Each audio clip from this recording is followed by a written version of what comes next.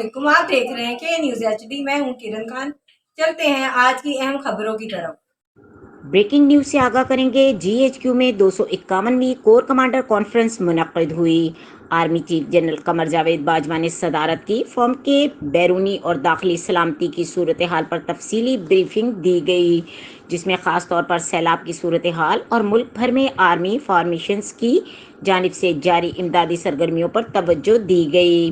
Forum نے سیلاب متاثرین کے ساتھ یکجہتی کا اظہار کیا، جو بڑی مشکلات کا مقابلہ کر رہے ہیں، اور ان کی امداد اور بحالی کے لیے زیادہ سے زیادہ مدد فراہم کرنے کا عزم کیا۔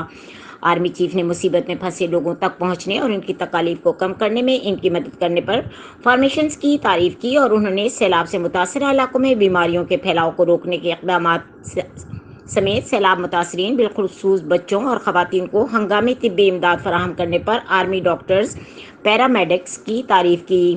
آرمی چیف نے ہنگامی بنیادوں پر اہم راستوں اور مواصلاتی ڈھانچے تک رسائی بحال کرنے پر آرمی انجینئرز FWO کو بھی سراہا۔ انہوں نے فارمیشن کو ہدایت کی ہے کہ وہ ریلیف، بحالی، تعمیر نو پر توجہ دیں اور سیلاب سے متاثرہ علاقوں میں معمولات زندگی بحال کرنے میں مدد کریں۔ مزید خبروں اور اپڈیٹ کے لیے ہمارے ساتھ رہیے گا۔ تب تک کے لیے اپنا خیال رکھیے گا۔ اللہ حافظ۔